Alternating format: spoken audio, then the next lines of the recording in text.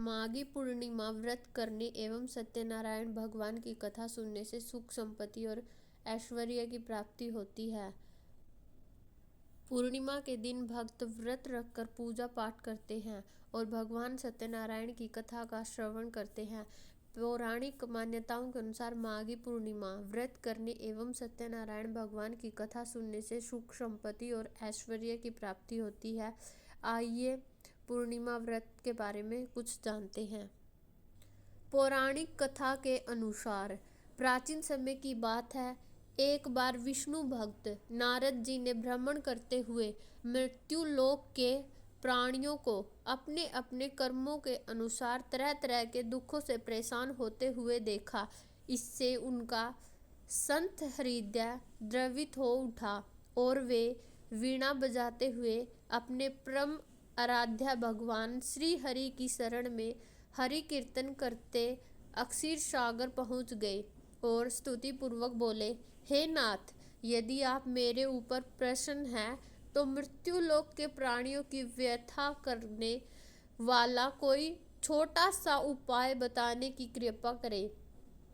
तब भगवान ने कहा, हे वत्स, तुमने विश्व कल्याण की भावना से बहुत सुंदर प्रश्न किया है। अंततः तुम्हें साधुवाद है।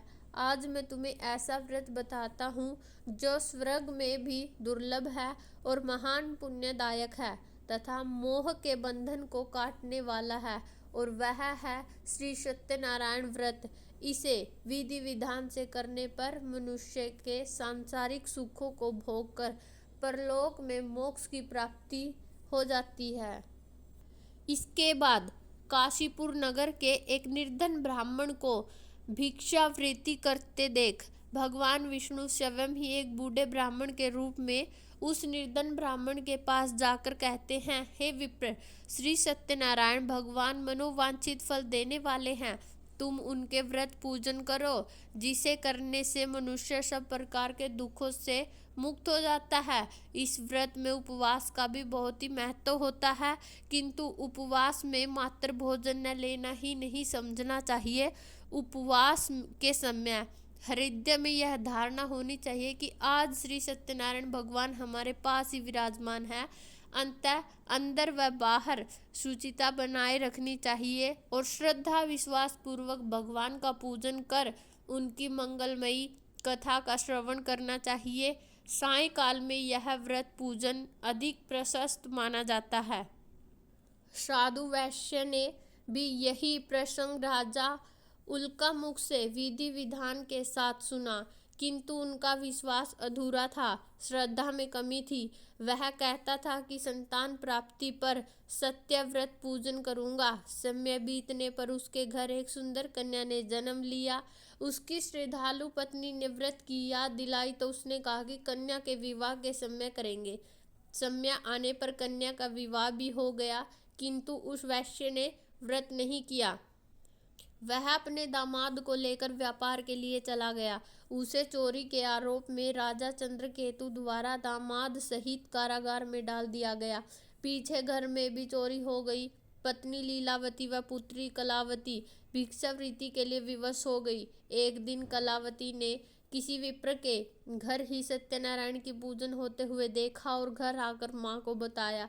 तब माँ ने अगले दिन श्रद्धा से व्रत पूजन कर भगवान से पति और दामाद के शीघ्र वापस आने पर का वरदान मांगा। श्री हरि प्रसन्न हो गए और स्वप्न में राजा को दोनों बंदियों को छोड़ने का आदेश दिया।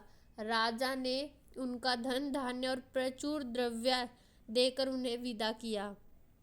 घर आकर पूर्णिमा और संक्रांति को सत्यव्रत का जीवन पर्यंत आयोजन करता रहा। फलतः सांसारिक सुख भोग कर उसे मोक्ष प्राप्त हुआ। इसी प्रकार राजा तुंगध्वज ने वन में गोपगणों को श्री सत्यनारायण भगवान का पूजन करते देखा, किंतु प्रभुता के मद में चूर राजा ने तो पूजा स्थल पर गया, न ही दूर से प्रणाम किया और न ही गोपगणों द्वारा दिया गया प्रसाद ग्रहण किया। परिणाम यह हुआ कि राजा के पुत्र, धन धान्य, अश्व गजादि सब नष्ट हो गए। राजा को अकस्मात यह आभास हुआ कि विपत्ति का कारण सत्यदेव भगवान का निरादर है। उसे बहुत पश्चाताप हुआ। वह तुरंत वन में गया, गोपगणों को बुलाकर काफी समय लगातार सत्यनारायण भगवान उनसे ही प्रसाद ग्रहण किया और घर आ गया। उसने देखा कि विपत्ति टल गई और उसकी सारी संपत्ति और जन सुरक्षित हो गए। राजा प्रसन्नता से भर गया और सत्यव्रत के आचरण में निरत हो गया तथा अपना सर्वस्व भगवान को अर्पित कर दिया।